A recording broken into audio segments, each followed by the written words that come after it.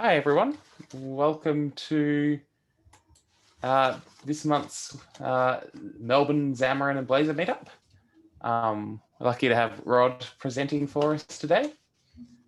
Before we get started with Rod, we'll go through a couple of news items. First of all, thank you to our sponsors, Microsoft and Melbourne App Development. Rod, who's our presenter tonight, is the Managing Director of Melbourne App Development. So if you need any Blazor or Xamarin work done, get in touch with Rod. Nice plug, nice plug. I'm in no way affiliated. I am saying this of my own free will. And you're not getting any commission.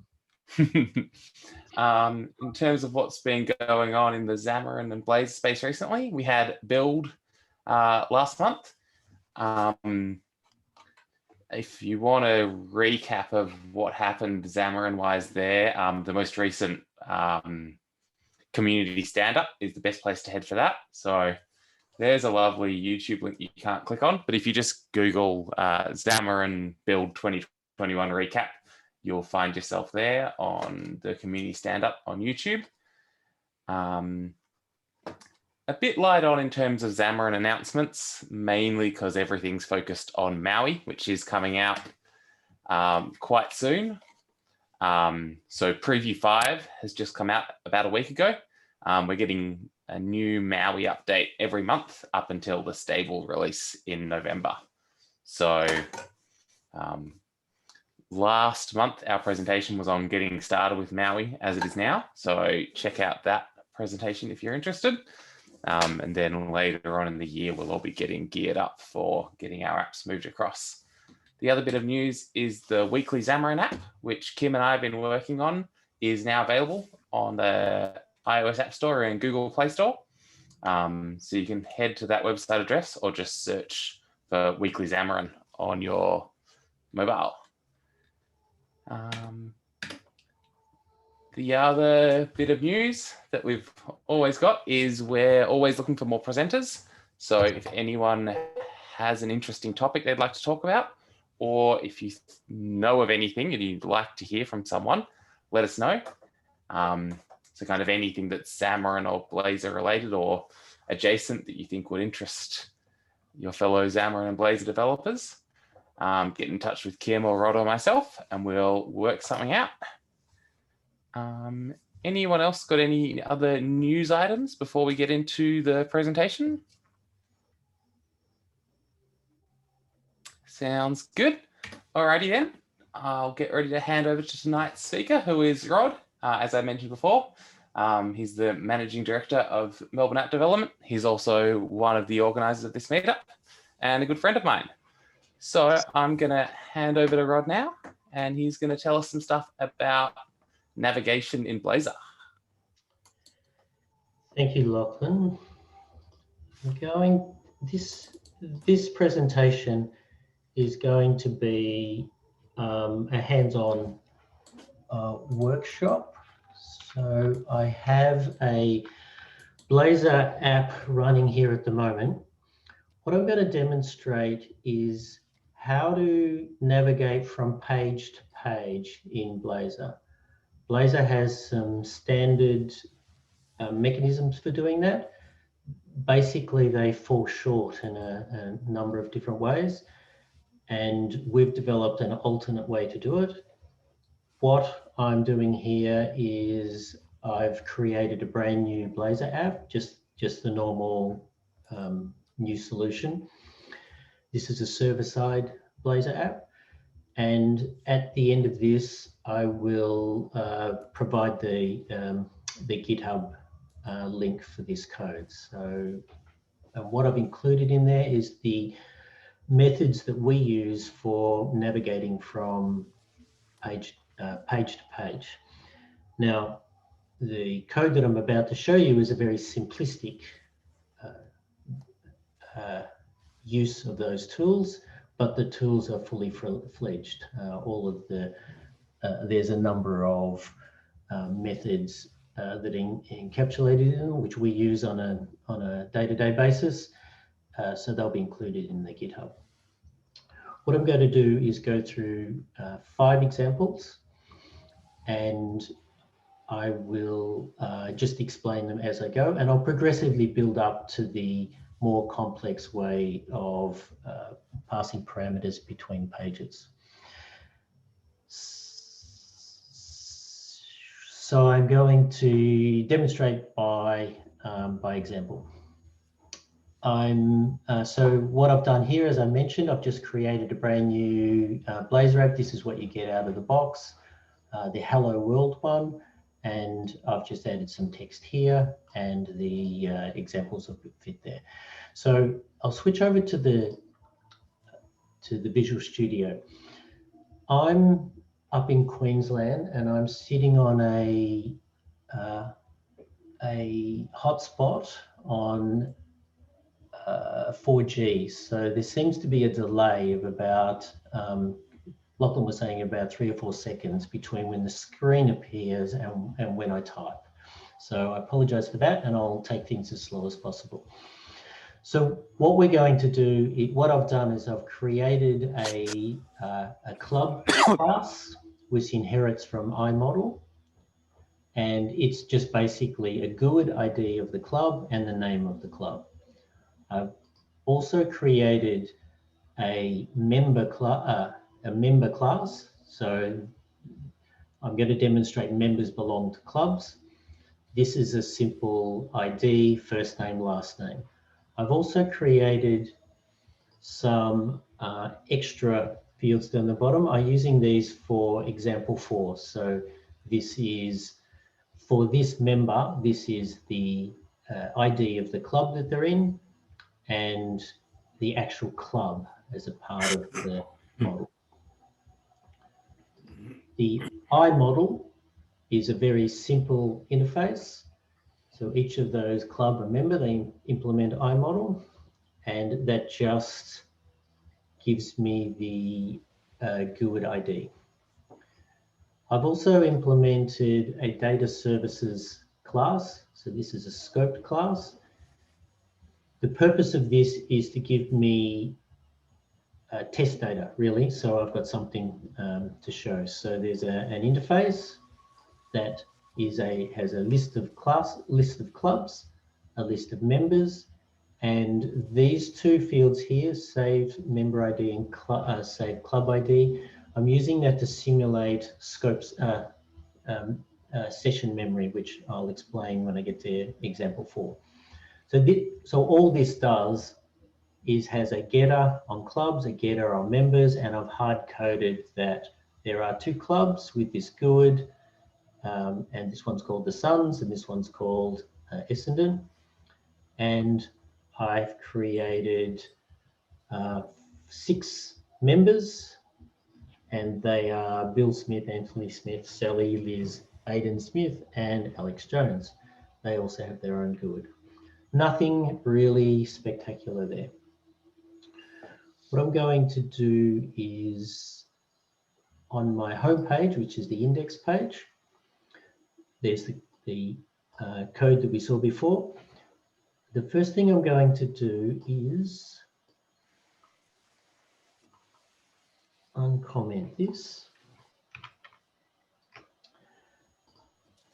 and I'm going to navigate using Blazor's default navigation manager. And there's 2 ways to navigate in Blazor. One is with a navlink, and the other is with actual executing some code to do the navigation. So let me just run this, and no, before I run this, I'll show you. You can see from, no, you actually can't see there. I'm going to go to the code behind of this index page. It's going to execute the example 1 click. It's going to execute this code here, which uses navigation manager, and it navigates to this URL, and that URL is populated on the onInitialize. I've basically populated the URL to be the club and the club ID, and the member ID. So for this club, XYZ, show me this member, ABC. And those come out of instance 0 and instance 0 of each of the two data services class. Nothing spectacular there. When I go to the test page that I'm going to end up at, what we do in Blazor is we define the page routing. So anything that has club and a GUID, then a member and a GUID, it will put the first GUID in a variable called club ID, and it will put the GUID in the second in member ID, and those two fields are defined in the code behind, which is they're defined as parameters, club ID and member ID, and they're both GUIDs.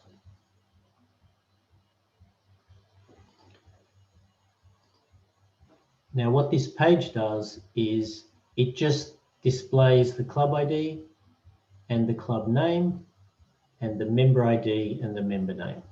Now, this is the same page. It's going to receive the data each time with all of the examples. And you'll notice in the on parameter set, so what Blazor does is whenever a parameter is set, it will execute this virtual method. And what we're going to do is we're going to basically grab the club name out of that past club ID. So if the club ID is default, so if there's nothing there, display no club. Otherwise,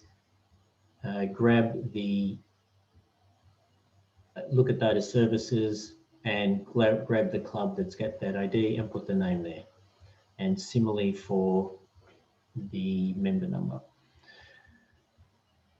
How are we going, Lachlan, as far as the screen catching up? Yeah, it's much better than was before. It's pretty close to in sync. Okay, cool. So let me build that.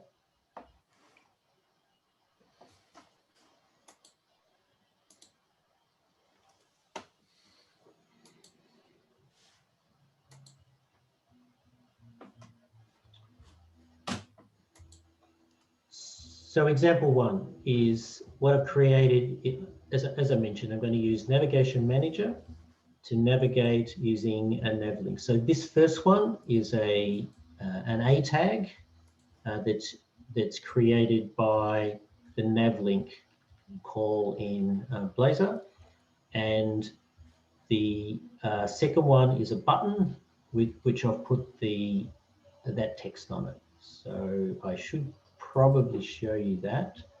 That's on the index. I've created a navlink with the example URL, which I showed you the text for before, and I've put the text as club and the example one club, its name, and the member and its name. And on the button, I've just created a button with the same URL and the same text. So if I execute those, I'll execute the first one. I want to show a few things here. So you can see that it's navigated correctly. It's actually got the GUID that I passed through. It's got the sons, and Bill Smith is the name of the person. But unfortunately, I can't expand what's in the URL up the top here, but let me explain it to you. So what I've got passed in here is the word club / the GUID, then the member, and its GUID. So this is the default behavior of Blazor, and it's pretty damn ugly. Also, one of the problems that one of our clients had was that they were using ints rather than GUIDs. So it was actually putting the club ID and the member ID, which turned out to be a security risk because people could guess IDs. So there's multiple reasons for not wanting to do that. One of the reasons that you may want to do that is if you want to be able to bookmark. But when you're passing around IDs, it's very rare that you want to bookmark the actual IDs. So that's the first example. What I'm going to do for the second example, what I haven't explained is when I click on these, I'll do the second one, which is the button. Does exactly the same thing. You'll notice that the URL is exactly the same. It's because we are actually navigating with the same URL. And you can see from the screen that they're the same. Let me go and have a look what happens on the receiver point of view. As I pointed out, this screen is just basic, but the on parameter set, what happens is that this definition of the page route has said that the first GUID put in a variable called club ID, and the second GUID put in a variable called member ID. That happens automatically. So these, the club ID and the member ID will be populated automatically, and the on parameters, as soon as they're populated, the on parameter set gets called, and I search for the club ID, and for that club, so the club name, which is displayed on the screen, I get the club.name. What I'm going to do is get rid of that.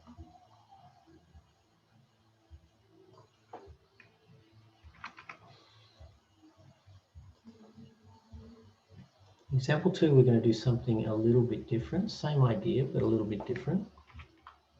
I'll explain that in a moment. And getting rid of that off the screen so that, oops.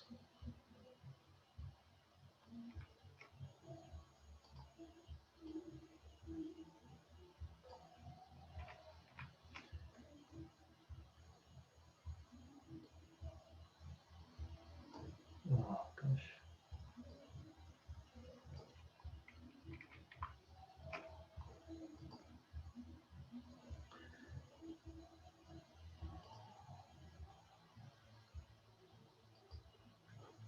In this example, what we do is we've created a service for navigating from page to page. We've called it navigation service. And basically what it does is it wraps the default Blazor navigation manager. So in its basic sense, we're not doing, there's not a lot of sophistication there. What we also do is we create navigation parameters, which is a scoped service.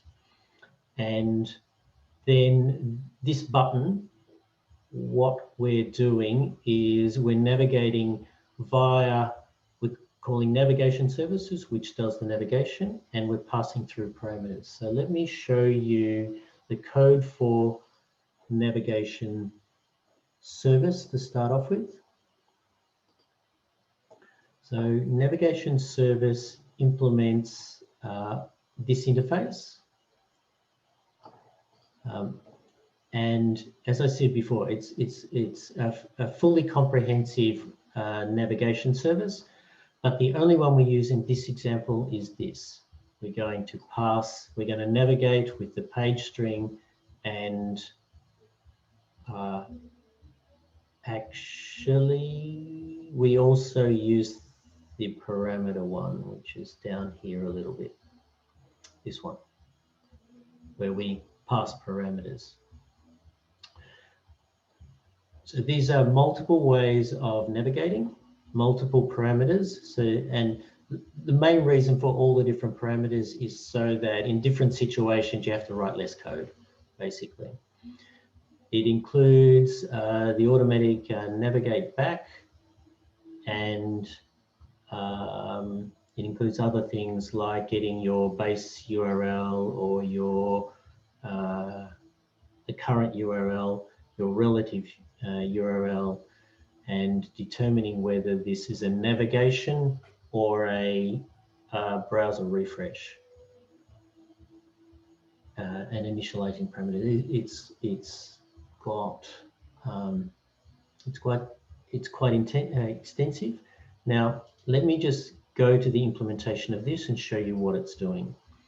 So basically, we're passing a page. This string target is null, so that effectively implements the target is blank, and a bit of error checking, and then we create a new parameter which is null because we're not passing parameters here, and then we go actual navigate. So I'll go to that, and this checks for the null, the target is blank example, but then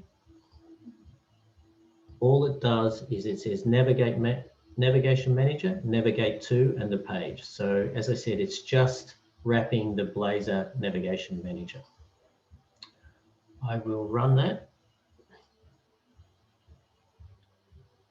It's clicking the link, so I better show you the code that it's going to execute. It's clicking example 2.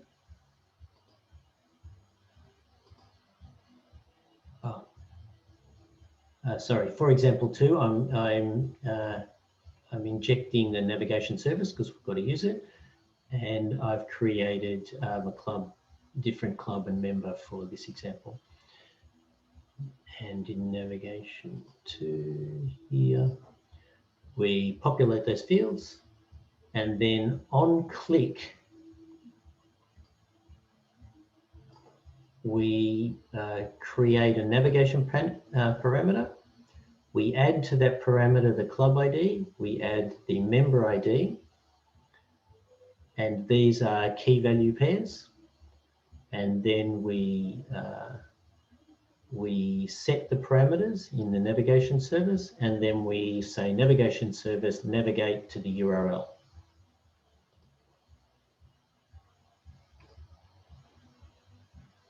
Clicking the button. So nothing different here, it's just displaying the ID and the name. But in the URL, we've now got club and member. We haven't got the GUIDs in the URL. And when I look at the receiving code, which is test page, and I look at the on parameter set, so what it does is says, does the parameter, so it's navigation service parameters, do the parameters contain the key club ID? If it does, put the club ID, get the club ID out, get value. And similarly with the member ID. And then once we've got those member ID and club ID, we do the same as before, search our data services to get the values. And now we have club name and club ID, and they get displayed to the screen. The only other thing I want to mention here is that we've added this extra route. So Blazor needs to know, when you build your Blazor system, it will grab all of these at page declarations and create a route table. And this particular page now has 3 different routes. It has this one. So if anyone executes that string or with the GUIDs in it, then it will route. It will land on this page. Similarly with the club member, and in example 3 and 4, we're just going to use member.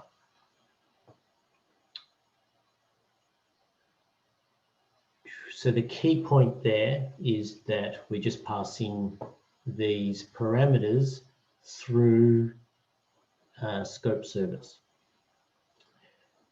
what's key to make this work is when we set up the service, this is the setup, we declare our data service. We declare our navigation service as a scope service. The data service that we're using for dummy data, I've declared that as a singleton. Now, if you're not from, so there's three types of services. There's singleton, there's scoped, and there's transient. A scope service in a server-side Blazor is basically the life of your session. So from when you log in to when you log out. Now, that's actually a lie, but that's the easiest way to think about it. Transient, for every transaction that happens, it creates a new service, and singleton, whenever the application is first run on the server, it creates that singleton.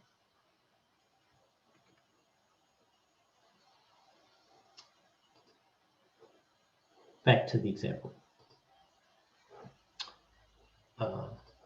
Actually, no, we won't. What I'll do is set up the second and the third example. So I'm hiding that.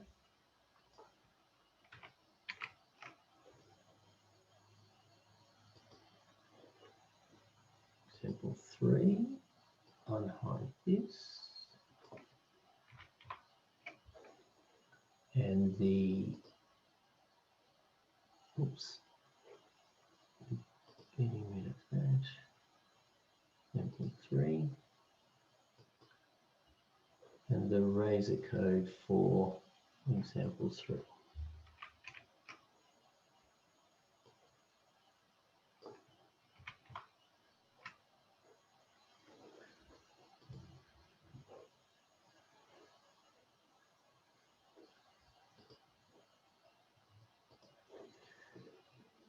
So build errors. No, that's not supposed to happen.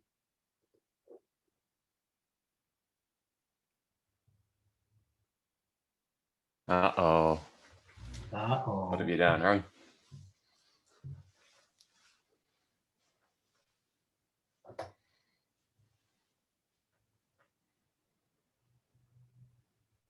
So this is the purpose mistake where someone can tell me what I've done wrong.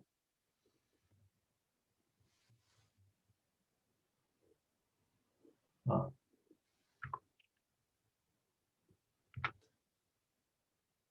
It's supposed to be a comment.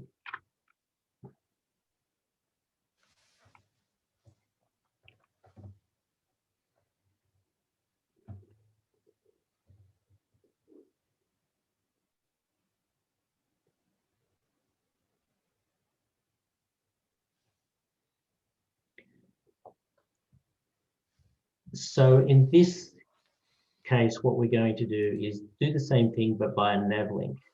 So this is a link, whereas before it was a button.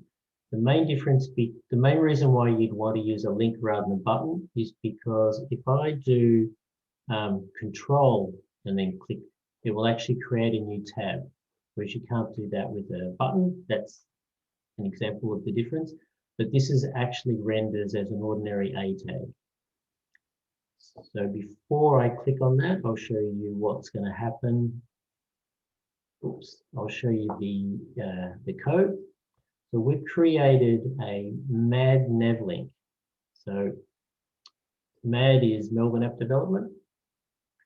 And what we're doing here is we've got a normal nav link and we're wrapping it in our own component. We're passing in an ID and we're passing in the type of model. And we're putting the text of the nav link as member first name, which was Sally. Now, this is a Blazor component. So let me show you that component. It's called MAD nav link. Now, the HTML part, which is this bit at the top, you'll see all we're doing is an ordinary Blazor nav link. And on click of that nav link, we execute the clicked method. And we also basically pass in the parameters. So the parameters to a mad link are href, style, class, and you can see those ones, we just pass them straight through to the ordinary nav link. And later on, we're going to talk about model, and we were passing the ID in this example and the model type. So let me show you what happens there. So when the clicked is pressed, we create a navigation parameter. The reason why we put the model type there is because we want to automatically pass the parameter member ID or club ID. This conditional is an advanced feature that we're not using in this example. And then we do we set up a navigation parameter. And that's it. So on click, all we're doing is setting the navigation parameter. What actually happens is that if I inspect this, you will see that the nav link, might be too small. The nav link, all it does on the HTML is render an A tag with the member URL. So I don't know if you can all see that. Now, it's interesting how, so what Blazor has done is it needs to operate on any browser. So it only uses, so it basically only uses ordinary HTML tags. So in this case, it's just creating an A tag. When we click on it, what's happening is we set up that parameter, and then the browser will then action the A tag, and it will do a normal navigation to wherever that URL is. And that URL is one of the ones I showed you before. It's this one, 3 and 4. So that A tag will just navigate to this page. Let me run that. Oops. I'll get rid of the developer tools. I'll click on that.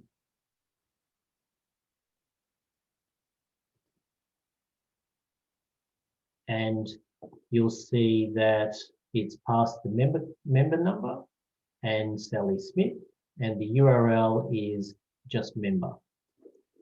I will go back and show you what was executed there. So we go back to the home page, oops, to the mad nav link. So we executed mad nav link. We passed in an href of member, which you saw. We also passed in a parameter of ID, which is the example3 member.id. And we passed in it the model type of the member class. And when we receive the message on the test page, it will execute the on parameter set. Is that what we're in? Yep, the on parameter set for example 3. And we get the error handling up the top. It does the same thing as before. It says navigation service. Have you got a parameter that's called member ID? If you have, get the value and put it in my local variable called member ID.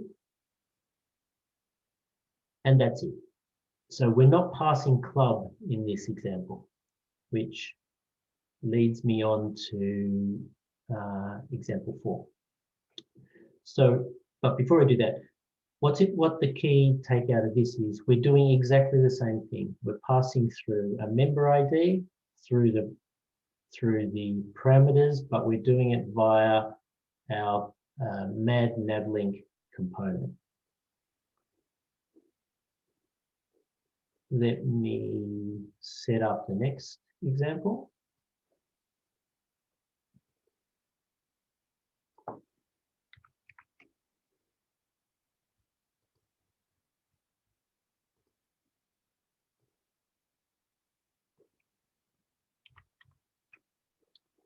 And the in-razor code.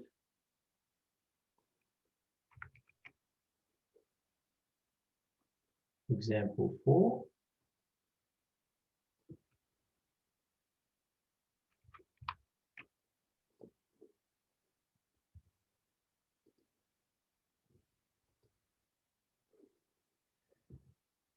So what we're going to do this time is, instead of passing the ID, we're actually going to pass the object itself.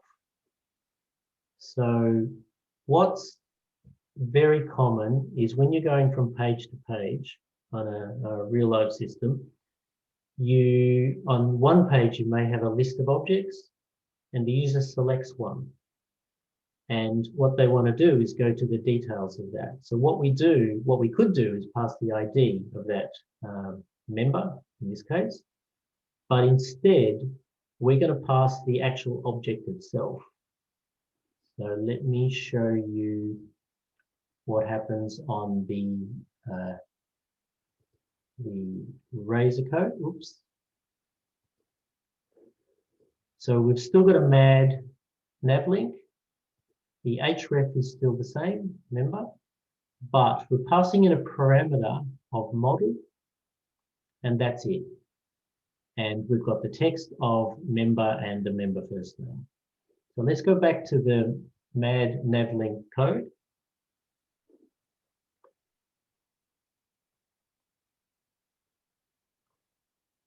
So as I mentioned before, it's just wrapping the ordinary navlink. We're passing through a model, which is, so we have a parameter of model, which has a type of iModel. And that's the only parameter we're passing. So when we get down to when the onClick gets executed, it says, if the model not equal to null, then get its type. In this case, it will be member. And then we construct the parameters. And the ID is actually default. We never passed an ID. So we construct a parameter. We pass in the key value pair of model type name. So that's, we're going to pass member as the key. And we're actually going to pass the model. We're not passing the ID as we did before. And then we set those parameters. And as in this example before, when we press, that does the click, and the execution happens by executing the A tag, which is exactly the same as before. So let me execute that, show you what happens.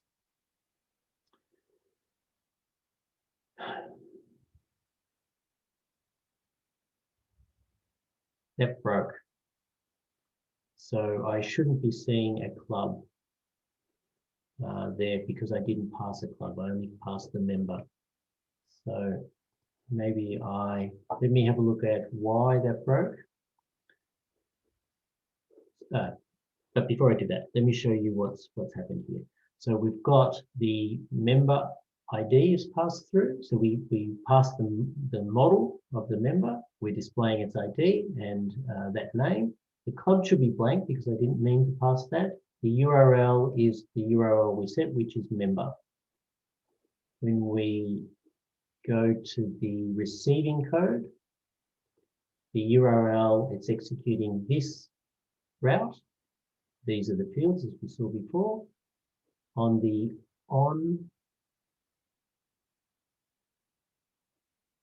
parameter set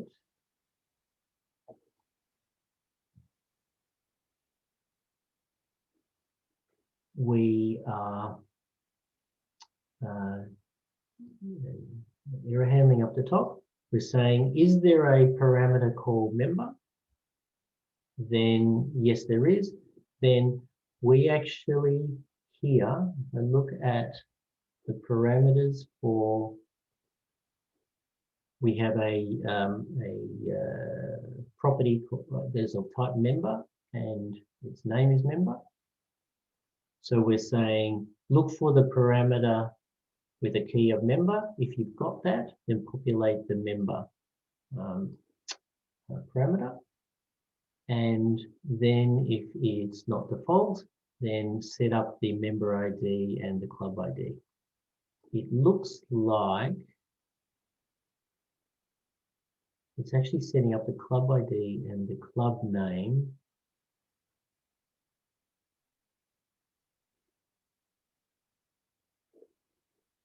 Let me go back to the calling program. These should be blank because I didn't mean to pass them. Member number.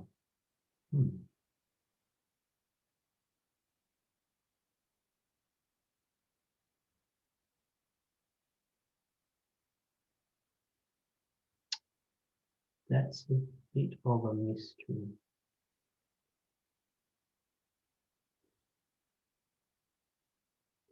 Go back to square one.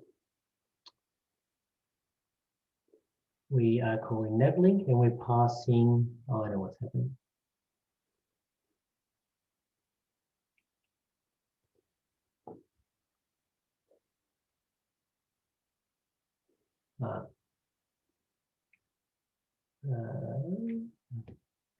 Yep. So this is actually example 5, but it's executed.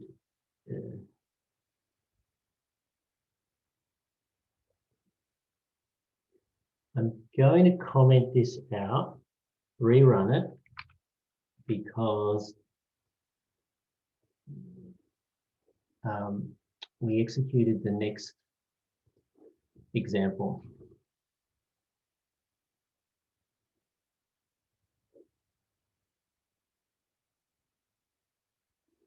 So we just play running it again. It crashed, as you would expect, because that's null.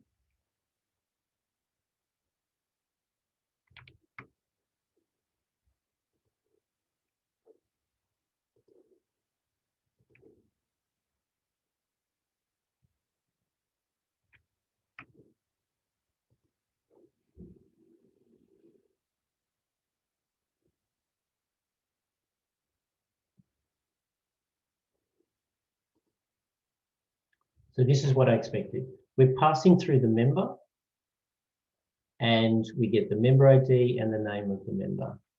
So on the receiver, it says, grab the member and it's got the object. And then it grabs the name, the member ID from the member.id and the name.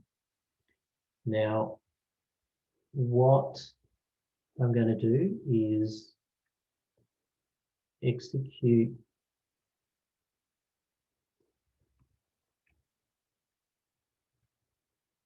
I'll set up example 5 and I'll show you what is meant to happen there.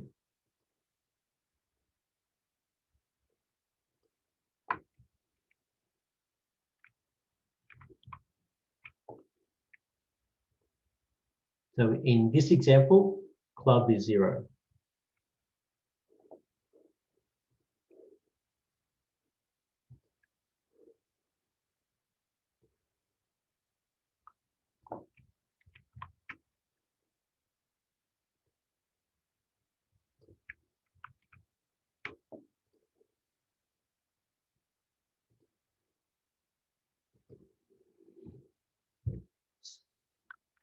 So when you've got a reasonable size system and you have a list of members, it's quite often that those members will already have their children on the membership record already populated.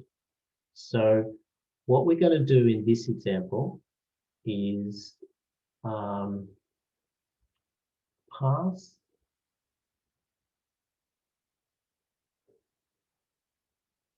through. So the member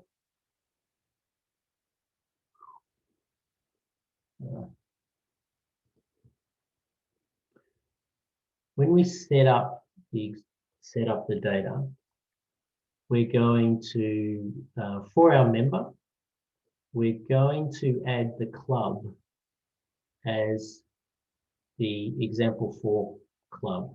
So what we're going to pass through is the member record, and it has an embedded club. So if I look at the member record definition, I have got the member, first ID, first name, last name, but I've actually got the two parameters here, main club, which I actually don't use. I've got the main club for that member. Now, you could imagine that this is a trivial example. This member may actually have a list of membership cards or a list of their football players. Maybe they have a list of addresses or whatever. This member object could have those already instantiated on them. So that's what I'm trying to represent here. And when we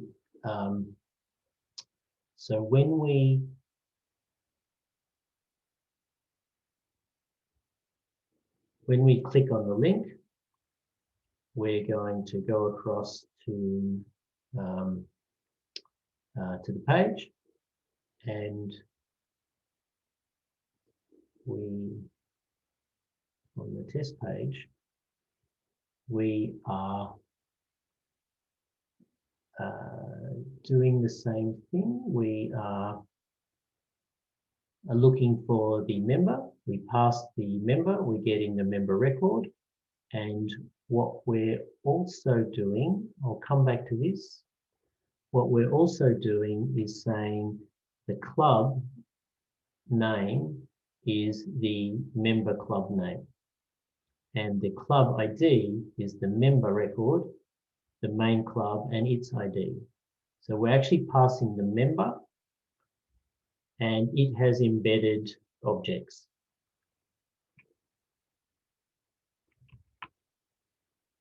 And that's what's happening here. So we clicked on the link. It's passed across. Oops.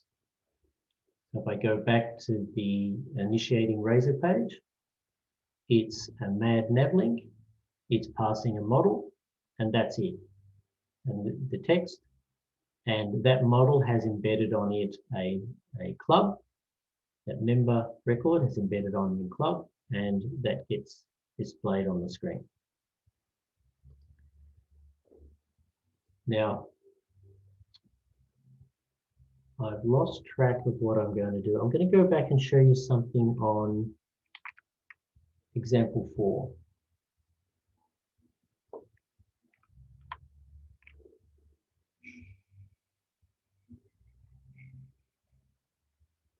And how do I set up example 4?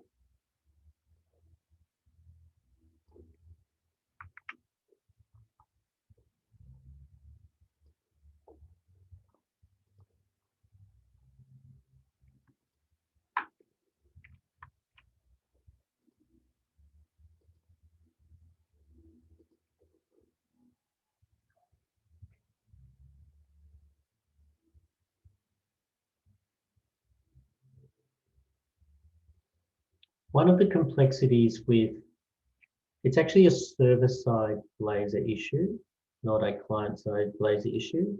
I mentioned that this is a server-side application. For large-scale systems, client-side Blazor, the WASM Blazor is not quite mature enough yet. So we use server-side. So this is the same example we did before, where we're just passing the member without the club. Now, on server-side Blazor, if I press the browser refresh, that will kill my circuit. And what will happen is, that's a specific term, that will kill my Blazor circuit. So if I do that, I've lost my scope service. So therefore I have no member. Now, you can imagine that that's something that the user is going to do is refresh the browser. So let me do that again. So I'm navigating across and I click the refresh browser and it disappears. So what I'm going to show you in example 5 is how you fix that problem. Now, this is not an unusual problem. This is the basic consequence of not using Blazor's built-in navigation service. So you need to solve this problem.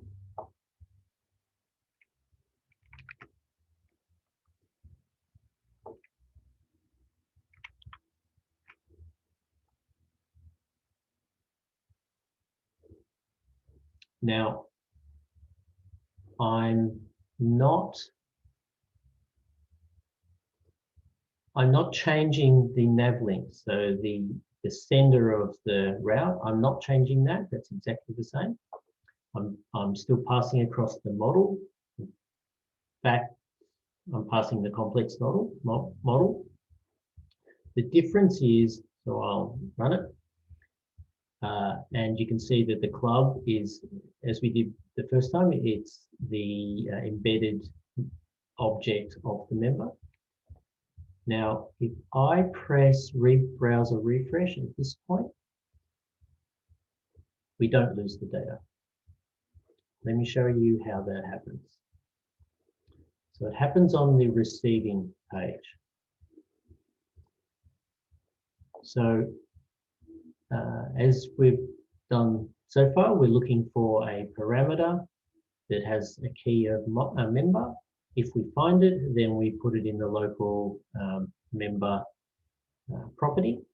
But then what we do is we save the member ID. And in this case, we're actually going to save the club ID as well. And we save that in state memory. Now, when I set up this demo, we have our state memory manager that we use. And what it does is it saves whatever you want to do, key value pairs, text, whatever you like. It actually saves it on the database record for the logged in user. And that means that in this sort of situation, I can read it out of state memory if I need to. Now, this example, this repo doesn't have that. What I've done is I've created a simulation of that, and that's because I haven't got a database and I didn't actually want to set up a database. So this data service, if you remember back earlier, we created this as a singleton and I put these properties on it. So all I'm doing in order to simulate state memory is I'm just saving those IDs. Instead of in state memory, I'm saving them as properties within the singleton. Obviously, this wouldn't work on a larger scale, but that's what I'm trying to do, is just do a simulation. So when we get a member, we save it into state memory, the member ID and the club ID. And then what happens is when I do a browser refresh, this on-parameter set,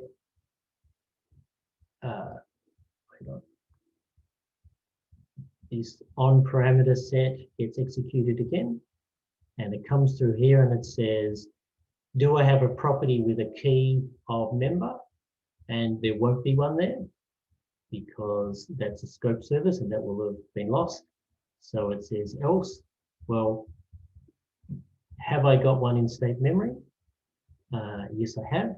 Then do whatever code you need to do to resurrect that member. So I've saved the ID. I'm actually reading my data services to get that back. In a real world situation, you would have the ID and you'd read the ID from the database. Sorry, read the member from the database. And similarly for the club. And yep. Now, so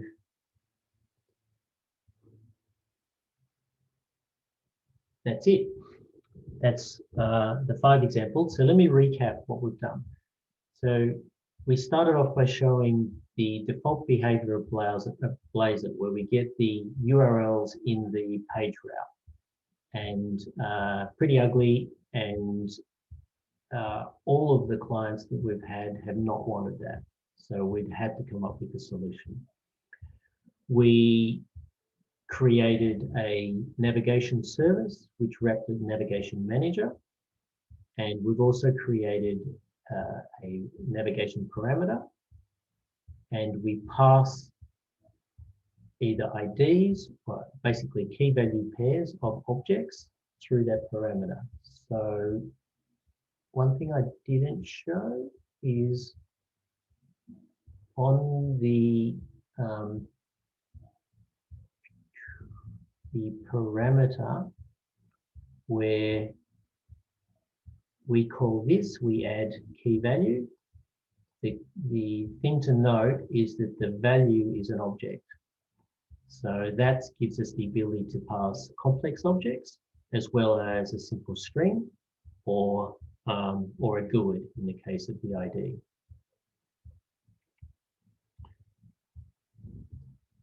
And so that allows us to pass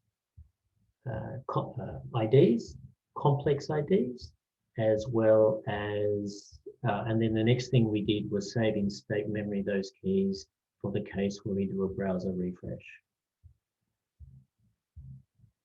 I will finish there and open up for questions.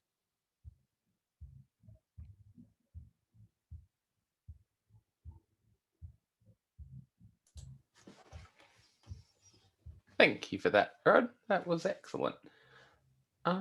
If you got the requirement of you need to be able to share URLs to resources so that they could be, well, I suppose permalink is a better word, so that you could bookmark them or share them between users, but still kind of keep the benefits you've gone for here, how would you go about that? So the saving of a bookmark is a function of the browser. We've got no control over that. So the only way that you can save a bookmark and do what you're talking about is to put the IDs in the URL here. Now, what you can do, you may want to have the bookmark to say member, the ID, in specific cases, the member, the GUID the club, the GUID, the member, and the other GUID. You may want to put that in the URL, but still pass the complex objects. A good example of that is that you may want to pass in the URL the member number so they can bookmark it, but the complex object has on it the member, the club, the membership cards, the names and addresses, all that sort of extra objects that are all embedded in your member object. You can still pass that via the parameter.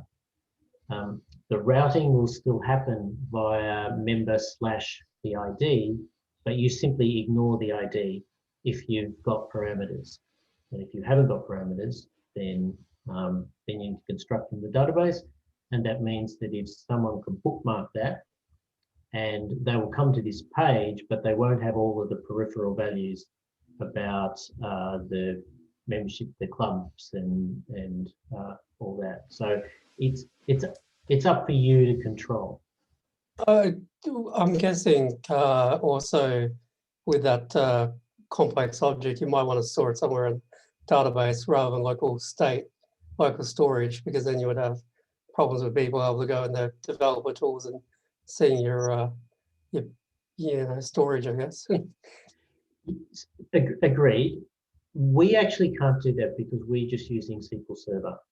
So we can only construct from the database. We can't actually store an object on the database. Now, there are many databases where you can do that, but with SQL Server, you can't. The other question, have you tried this with the WebAssembly version? Because it seems to be a lot more mature than it used to be in the old dark days. How do you reckon this would translate? No, I haven't tried it with WebAssembly. So we need to have, in our business, for our clients, we need to have a dual build. So it has to work with server side.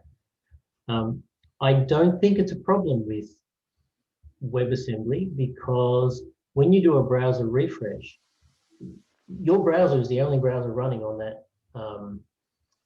that machine. So you don't have scope services. So you don't have the problem when you do a browser refresh of losing your scope service. So I'm pretty sure, and I also know that when you pass, if our code does it as a scope service, then WebAssembly treats that as a singleton, basically, which is the same thing on a WebAssembly as scoped on a server side. So this would still work on both of those. So I guess what we're doing here is we're leaning towards the lowest common denominator. We're expecting that, so this application is going to have, it's only got about 100 pages at the moment and about 70 database records. So the 70 database records won't go up, but the number of pages will probably go up to 300 or 400. Now, I'm still unclear as to how WebAssembly is going to handle that. And by this project, I mean one of the clients that we're working on at the moment. So you might want to work on .NET 6 for that one. Because it comes with a file tech. Sorry, say that again, Glenn. For .NET 6, they've improved the compiler again for the WebAssembly, so it's probably best to wait till the .NET 6. They introduced a better compiler in .NET 5, so everything gets compiled into IL code in the background. But in .NET 6, they do a lot more performance optimizations there. So when I was looking at it about 6 weeks ago, no, less than that, 4 weeks ago, and talking to some people that were actually doing this, they were saying that the compiler is better. It does perform. The size of the build, the DLL, was huge. But when I asked how big their app was, they were all talking about, 40 or 50 pages. They weren't talking about a large app. So jury's still out. I'm expecting that in the first 6 months or so that we may actually have to have dynamically swap between client side and server side. But whatever, we're building so that both will run at the moment, and this is a part of that. There's a new feature. I don't remember if it came with 5 or if it's coming with 6 for dynamically loading DLLs. So you could split your app up into modules and not load all of it at page load, which would also help some of that. .NET 6. Yeah, cool. Yeah. So for everyone else on the line, you can see that we're in this situation with a brand new product, just like we were with Xamarin when it first came online. We were all hanging out for the next release because there were so many problems in the first release or the current release. And it took quite a while before it became stable and fully featured, I guess. When I'm talking to people about Blazor and how it's evolving, most of them understand the shortfalls and have workarounds for them. So it's stable, it's suitable for production, but we're holding back on WASM until and until we're confident can handle a large application. Any other questions? So show on the chat, which I can't see, maybe you can, Lachlan. How many of you are playing with Blazor? But yeah, playing with Blazor or are moderately experienced with Blazor, or not using Blazor?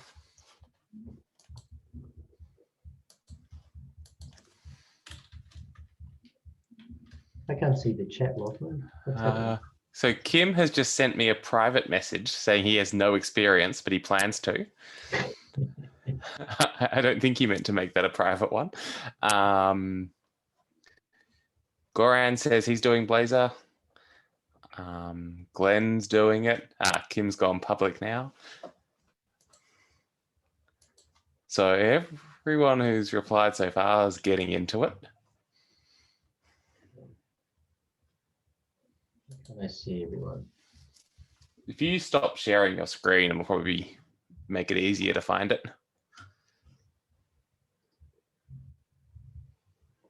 Yep. And I can reshare my screen if anyone's got any examples. Oh, actually, what I wanted to show is a real world example of using this. So I might go to a client site and let me bring it up. I'm not sharing the screen on purpose.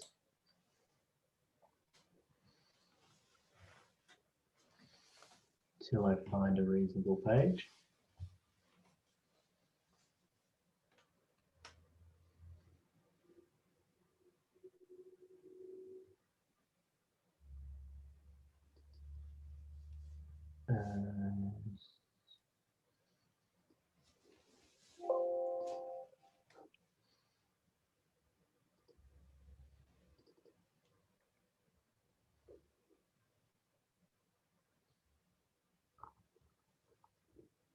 Yeah, this might be useful. There's a question from Goran in the chat saying, have you tried this option yet? Invariant globalization set to true. Invariant, the answer is no. I'm writing it down. Invariant globalization. So I think what that's about is kind of how it handles currencies and date formats and stuff like that. So if you're, because I have had this problem with Blazor and other places as well, of you might think your web server's running in Australia, so it'll always follow Australian culture, and maybe you test in your browser, which is running in Australia and does all that culture stuff. But then when the browser is running in some other country, you get a mix of whether it'll be their culture or the server's culture. And I think invariant means it's always the same no matter where. Goran says that'll get the DLL size down when doing WebAssembly. So I'm guessing a lot of localization stuff by the sounds of it. Okay. So yeah, I guess that's, if you don't set that, then included in your DLL is support for a whole lot of localizations, and now they can just be linked out if you explicitly say only for this one. That's a good tip. Thank you. Yeah. If you don't care about French users or something. Or something like that. I'm sharing a page that's, it's actually a security page. So as in buying and selling securities. And I just want to point out a few things in this, and I'll get to the Mad Nav link. The first thing is that this is generated. So we use our own generator, which will explain something a bit further down. You'll notice that MAD is, as I mentioned before, Melbourne App Development. So we use a lot of components. You can see them there. And this is a detail page. So we have a table, and we have a column, and in that column are all of the fields for a security. So we have this is so I'll go up again. So the idea of passing a model into something we use a lot. So we have a security model that this page is about, and when we display a numeric field, we say, all right, it's a security model and it's this field, the name of the coupon rate field.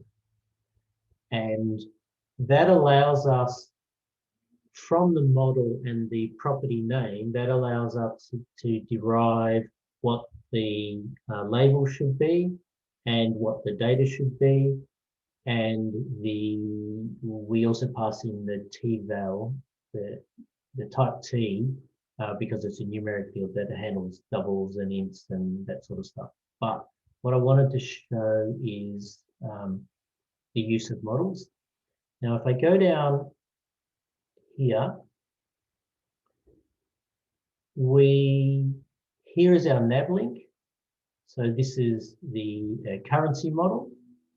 And if they click on this field, the currency field, then it will navigate to a page route called currency. We pass in the model, which is the security record, its currency, embedded currency model. And we've got a little bit of style there to make it look like a URL. And if I scroll across further, it's a mad link wrapped around a mad text field.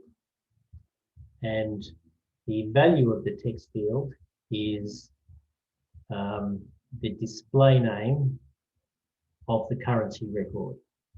So every object in our system knows how to display itself. And the label is the name of the property. And this is a special, basic does a split, a camel case split. Now, the other thing I wanted to point out here is the style that we're using here is you can see that we've got all of our properties in a single line. We can do that because they're auto-generated, and you'll notice there's no text fields in any of this. So if we make a typo, it will come up in the compiler. And this particular one, I'll reduce that. There's not much else in the code itself. These are the tabs that are on the top. But this will display on 2 pages of a Visual Studio screen with these expanded. If we didn't put them on a single line and we split them over, these would end up on 5 or 6 line each. Then all of our pages end up being sometimes 15 Visual Studio screens long, and that's why we put them on a single line, because it's sensible to do that. So I just wanted to, does anyone have any questions while I've got this open?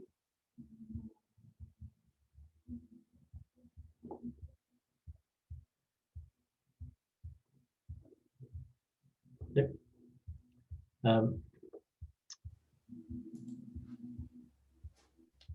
The mad link that we use there, the mad nav link that I demonstrated there, you can see it's really simple for us. We've always got in a list, we've always got a context, which is the actual model. And so therefore, if we wanted to put a link from a list, then we can just pass in the model. And similarly there, we were passing the security had a currency. So we can just pass that currency into the nav link and it'll just know what to do. And we save a lot of code doing that.